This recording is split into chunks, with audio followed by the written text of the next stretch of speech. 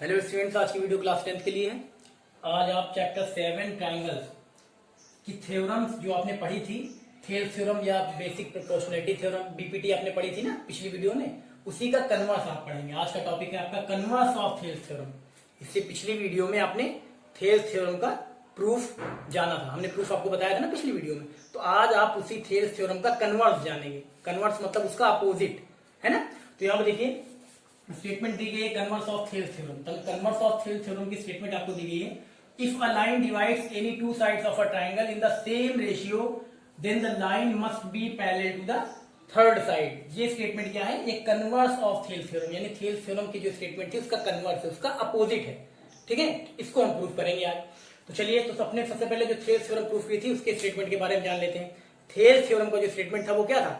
If a line is drawn parallel to third side of a triangle, if a line is drawn parallel to third side of a triangle, it divides other two sides in the same ratio, है ना।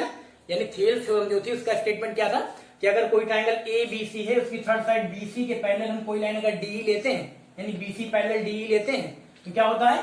ये line D जो है वो opposite sides को same ratio में divide करती है, यानी कि AD upon DB is equal to AE upon EC, है ना। यही तो था।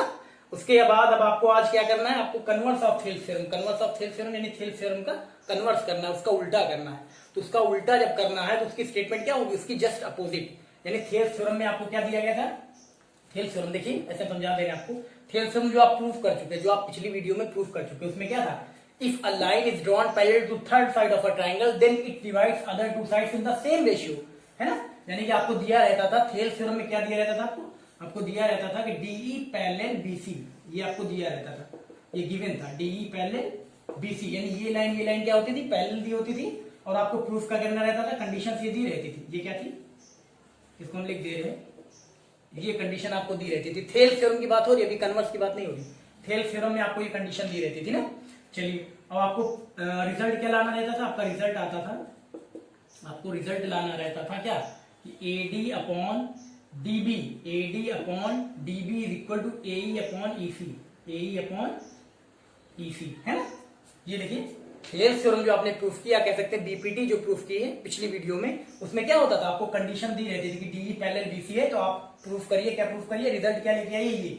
ये AD upon DB is equal to AE upon EC, यानी इस साइड का जो रेशियो होगा वो इस साइड के रेशियो के इक्वल होगा। यही तो कंडीशन ये दी होती थी और रिजल्ट ये लाना होता था। लेकिन आप जब कन्वर्स की बात करेंगे, देखिए कन्वर्स, अब हम बात करते हैं थेल्स थ्योरम की कन्वर्स की, कन्वर्स ऑफ थेल्स थ्योरम। इसकी स्टेटमेंट क्या दी है? If a line divides any two sides of a triangle in the same ratio then the line must be parallel to the third side. अब यहाँ converse की बात करेंगे तो इसका जस्ट अपोजिट, यानी कि आपको यहाँ पे जब कन्वर्स की बात करेंगे, देखिए हम लिख दे रहे हैं यहाँ पे, जब आप कन्वर्स की बात करेंगे तो इसी का उल्टा हो जाएगा। थेल्स थ्योरम में जो आपने प्रूफ की है पिछली वीडियो में, उसमें क्या थी? कंडीशन आपकी थी कि डी पैरेलल बीसी, ये साइड इसके पैरेलल दी होती थी, तो आपको ये लाना रहता था, यानी same ratio AD upon DB is equal to AE upon EC, यानी इस साइड का रेशियो इस साइड का रेशियो आपको इक्वल लाना रहता था ना। लेकिन जब कन्वर्स की बात करेंगे तो होगा क्या? कन्वर्स में आपको ये चीज दी होगी। देखिए स्टेटमेंट भी कह रही है, if a line divides any two sides of a triangle in the same ratio. If a line यानी कि लाइन जो डी है वो ए बी और एसी को सेम रेशियो में डिवाइड करे, यानी AD upon DB is equal to AE upon EC, ये आपको दिया गया है। यानी जो रेशियो है इस साइड और इस साइड का रेशियो वो इक्वल दिया गया है, AD upon DB, AD upon DB is equal to AE upon EC, AE upon EC, है ना। यहाँ पे देखिए जो कन्वर्स है, कन्वर्स ऑफ थेल्स थ्योरम, उसमें क्या है? उसमें आपको ये चीज दी गई है कि AD upon DB is equal to AE upon EC, यानी इस साइड का रेशियो इस साइड के रेशियो के इक्वल है ना। तो और आप ये कंडीशन हो गई, कन्वर्स में कंडीशन ये दी गई है।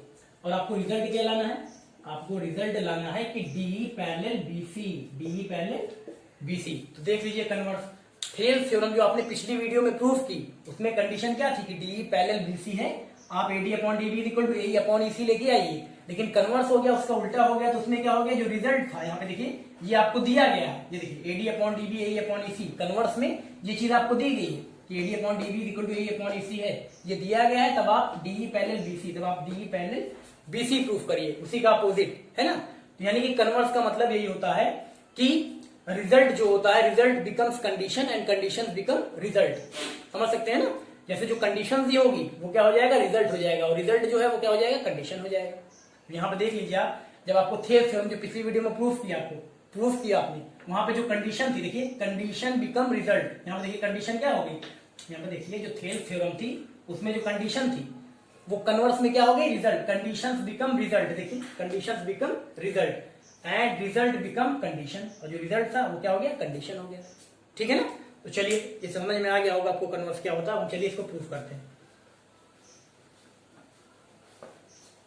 इसको हम प्रूफ करते हैं। तो चलिए सबसे पहले हम यहां पे लिखते हैं क्या, गिवन। सबसे पहले हम गिवन लिख लेंगे। गिवन में क्या दिया गया, गिवन में एक ट्रायंगल एबीसी दिया गया, तो लिख लेंगे given a triangle ABC, given a triangle ABC in which, given a triangle ABC in which a line DE, in which, देखिए in which a line DE intersecting, in which a line DE intersecting AB and AC, in which a line DE intersecting AB and AC, intersecting AB and AC at point D and E, at point D and E, at point D and E, such that, यहां देखिए triangle A B C में यहां पे देखिए जो D line है, D क्या करती है, ए बी और सी को इंटरसेक्ट कर रही है ना, इंटरसेक्टिंग कौन कौन से पॉइंट पे, डी और ई पॉइंट पे, और इस तरह इंटरसेक्ट कर रही है कि AD upon DB equal to AE upon EC, such that हम लिख देंगे, सच दैट एडी अपॉन, यहां देखिए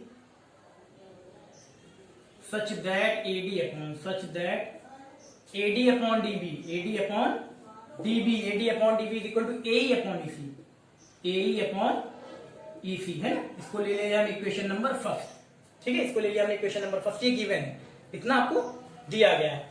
चलिए अब इसके बाद हम क्या करते हैं, गिवन के बाद हम लिखते हैं क्या, टू प्रूव, यानी हमें प्रूफ क्या करना है, टू प्रूव। ठीक है, अब यहां पे देखिए टू प्रूव में हम लिख दे रहे हैं हमें क्या प्रूफ करना है, आपको पहले ही बताया गया था। जो थेल्स थ्योरम आपने प्रूफ की पिछली वीडियोस में, उसमें क्या था, आपको जो लाइन थी डी पैरेलल बीसी ये दिया रहता था, ये आपको दिया है, आपको लाना था AD upon DB equal to AE upon EC, लेकिन ये कन्वर्स कर रहे हैं, तो कन्वर्स जब कर रहे हैं तो उसका अपोजिट होगा, यानी जो चीजें आपको कंडीशन में दी गई थी वो आपका रिजल्ट हो जाएगा, उतना लाना है, और जो आपको रिजल्ट था वो क्या है, जो आपकी रिजल्ट है वो कंडीशन हो जाएगी।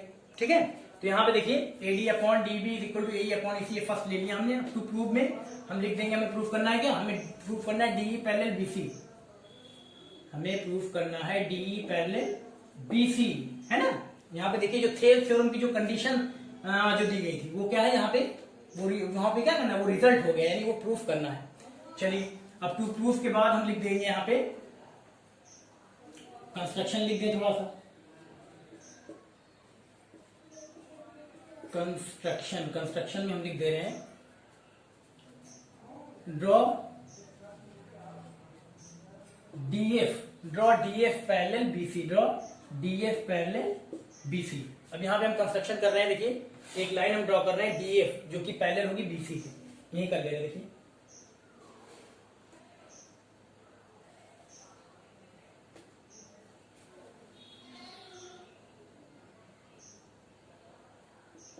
ठीक है।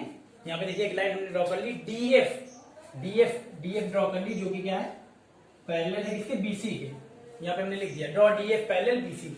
अब हम आते हैं प्रूफ पे, यानी इसका सॉल्यूशन प्रूफ क्या होगा। तो प्रूफ में हम सबसे पहले तो यहाँ पे लिख ले रहे हैं, हमने अज्यूम कर लिया, let us assume that in triangle ABC, हमने ट्रायंगल एबीसी में ये सपोज कर लिया, ये अज्यूम कर लिया, लिख दे रहे पहले let us assume that in triangle ABC, let us assume that in triangle ABC, है ना। यहाँ देखिए let us assume that in triangle ABC DE is not parallel to BC, DE is not parallel to, ये देखिए DE is not parallel to BC, हमने मान लिया कि ट्रायंगल एबीसी में DE जो है वो BC के पैरेलल नहीं, ऐसा हमने अज्यूम कर लिया, सपोज कर लिया। देखिए let us assume that in triangle ABC DE is not parallel to BC। अब जब DE BC के पैरेलल नहीं तो हमने किया क्या, देखिए हमने किया क्या, नो ड्रॉ, यहां पे देखिए हमने लिख दिया now draw a line DF, now draw a line DF parallel to BC,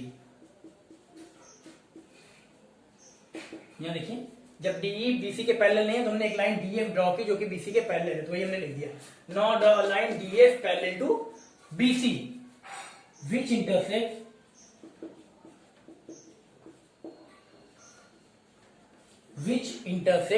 AC at point F, यानी जो DF लाइन है वो AC को कौन से पॉइंट F पे इंटरसेक्ट करती है, लिख दे रहे हैं, which intersect AC at point F,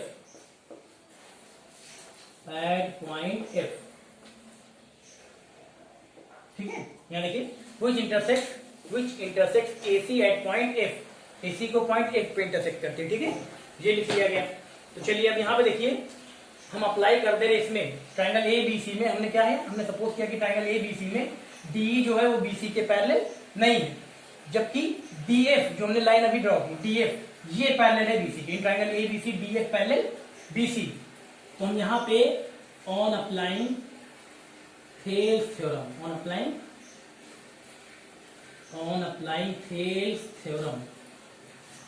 तो यहाँ पे हम थेल्स थ्योरम अप्लाई कर दे रहे हैं, ठीक है। यहाँ पे देखिए, ट्रायंगल ABC में DF पैरेलल BC है, तो थेल्स थ्योरम अप्लाई करेंगे तो क्या होगा, AD upon DB is equal to AF upon FC, यही तो होगा, लिख दे रहे हैं, AD upon DB is equal to, यहाँ हो जाएगा आपका AD upon DB is equal to AF upon FC है ना, क्योंकि हमने पैरेलल लाइन DF ली है, ट्रायंगल ABC में DF पैरेलल BC है, तो जब DF पैरेलल BC है तो AD upon DB is equal to AF upon FC होगा ना। चलिए ये हो गया, इसको हम ले लेंगे इक्वेशन नंबर सेकंड, इसको हमने ले लिया इक्वेशन नंबर सेकंड। अब दोनों को हम कंपेयर कराएंगे from equation first and second, देखिए कंपेयर कराइए from equation first and second. और जब फर्स्ट एंड सेकंड को कंपेयर कराएंगे, देखिए फर्स्ट इक्वेशन क्या है, AD upon DB is equal to AE upon EC, और सेकंड इक्वेशन क्या है, AD upon DB is equal to AF upon FC। दोनों इक्वेशन को जब कंपेयर कराएंगे इक्वेशन फर्स्ट और सेकंड को, तो आप देखिए यहाँ पे LHS क्या है, AD अपॉन DB, यहाँ भी LHS क्या है, सेकंड वाले में भी AD अपॉन DB, यानी दोनों इक्वेशन में जो LHS है वो क्या है, इक्वल है। तो जब LHS इक्वल है दोनों इक्वेशन का, तो RHS ऑटोमेटिकली इक्वल हो जाएगा। तो हम लिख सकते हैं AE upon EC is equal to, यहां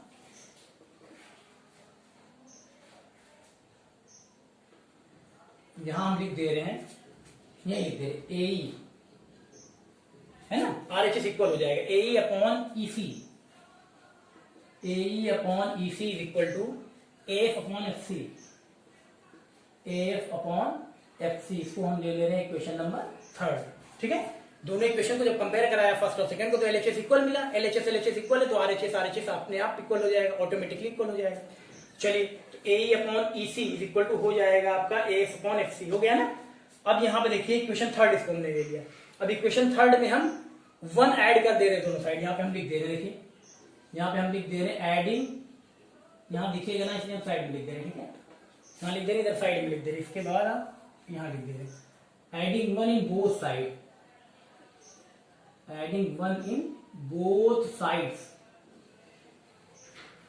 इक्वेशन थर्ड आई ना, AE upon EC equal to AF upon FC, तो हम इस इक्वेशन थर्ड के दोनों साइड 1 ऐड कर दे रहे हैं, ठीक है। तो चलिए 1 ऐड करेंगे तो यहाँ पे हो जाएगा, देखिए इधर क्या है, LHS में है आपका AE अपॉन EC है, AE अपॉन EC, इधर भी 1 ऐड करेंगे, और RHS में क्या है, AF अपॉन FC, RHS में है AF अपॉन FC, इधर भी 1 ऐड करेंगे, ठीक है। और यहाँ पे 1 ऐड कर दिया, तो एलसीएम ले लीजिए आप, एलसीएम लेंगे तो आपका कितना आएगा, एलसीएम ले लेंगे तो आ जाएगा AE plus EC upon EC आएगा ना, AE plus EC upon EC, और RHS में कितना आएगा, RHS में आएगा AF plus FC upon FC, ये तो आएगा, एलसीएम ले लेंगे तो। अब देखिए डायग्राम में देखिए AE प्लस EC होता कितना है, इसके बाद यहाँ पे देखिए, इसके बाद हम आएंगे यहाँ पे, है ना, उधर जगह नहीं, इधर लिख लेंगे। यहाँ देखिए AE प्लस EC देखिए कहाँ है, AE प्लस EC, यहाँ देखिए AE प्लस EC का मतलब क्या, AC, तो AC हो जाएगा, यहाँ लिख ले रहे AE प्लस EC को हम क्या लिख सकते हैं, AC, डायग्राम में देख लीजिए आप ट्रायंगल में, है ना, AE ये साइड प्लस EC ये साइड, तो पूरा कितना हो जाएगा, AC हो जाएगा, तो हो गया AC upon EC is equal to RHS में आएंगे AF प्लस FC, देखिए AF प्लस FC यानी कि ये भी क्या आएगा, AC आएगा, AF प्लस FC यानी AC अपॉन डिनोमिनेटर में है FC, देख रहे हैं। अब यहाँ भी AC यहाँ भी AC, तो AC से AC क्या होगा, कैंसिल हो जाएगा, AC है ना, AC कैंसिल हो गया। तो यहाँ पे आ गया 1/EC और यहाँ पे आ गया 1/FC। अगर इसको हम क्रॉस मल्टीप्लाई कर लें तो क्रॉस मल्टीप्लाई कर लेंगे तो आ जाएगा FC = EC आएगा ना। FC = EC cross multiply FC = EC। अब यहाँ पे आप देखिए जब FC ये डिस्टेंस FC और EC ये दोनों इक्वल आ गई, FC और EC इक्वल आ गई, तो ये तभी पॉसिबल होगा जबकि पॉइंट F और E क्या होंगे, सेम पॉइंट होंगे, यानी कि कॉन्साइड होंगे, एक के ऊपर एक। कॉन्साइड का मतलब एक के ऊपर एक, यानी सेम पॉइंट होगा। ये जो यहाँ पे देखिए ये जो आपको रिजल्ट मिला है कि FC = EC, यानी FC ये डिस्टेंस और EC ये डिस्टेंस, ये दोनों सेम है, ये दोनों सेम तभी होंगी, ये तभी पॉसिबल है जबकि पॉइंट F और पॉइंट E क्या हो, कॉन्साइड हो, यानी सेम पॉइंट हो। तो हम लिख दे रहे हैं इसके बाद ये जो हमें मिला है FC = EC, इससे रिजल्ट जो मिला हम लिख दे रहे हैं, it is possible only when, यहां लिख दे रहे, देखिए यहां लिख दें, यहां लिख दे रहे, देखिए it is possible only when, देखिए FC = EC, ये तभी पॉसिबल होगा, केवल तभी पॉसिबल होगा जब, यहां देखिए it is possible only when point E and F कंसाइड, है ना।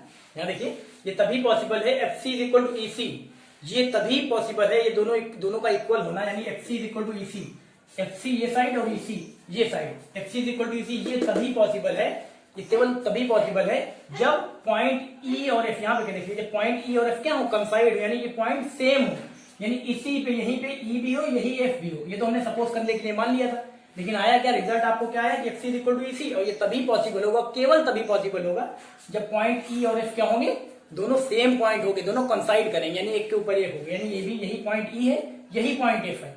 अगर यही पॉइंट E है यही पॉइंट F है तो क्या हो गया, DE पैरेलल BC हो गई। तो हम लिख सकते हैं लास्ट में, लिख देंगे हेंस, है ना। इतना लिखने के बाद it is possible only when point E and F कंसाइड, तो हेंस हम लिख देंगे हमारा आ गया DE parallel BC, DE parallel BC, ये हो गया प्रूव। ठीक है, ये हो गया, सिंपल सा है ना। चलिए, तो ये हो गया कन्वर्स ऑफ थेल्स थ्योरम, यानी जो थेल्स थ्योरम प्रूफ की थी उसका कन्वर्स। तो जब थेल्स थ्योरम आप प्रूफ कर लेंगे, आपको आ जाएगा प्रूफ करना, तो आप कन्वर्स भी जान जाएंगे। कन्वर्स देखिए बिल्कुल ऐसे ही करेंगे, है ना। वहां पे होता है बस कन्वर्स, और जो आपकी जो ओरिजिनल थ्योरम होती है उसमें यही फर्क होता है कि जो कंडीशंस दी होती हैं वो रिजल्ट हो जाता है, और जो रिजल्ट दिए होते हैं वो कंडीशन हो जाता है, यानी conditions become results and results become condition. ठीक है, चलिए कर लीजिए इसको।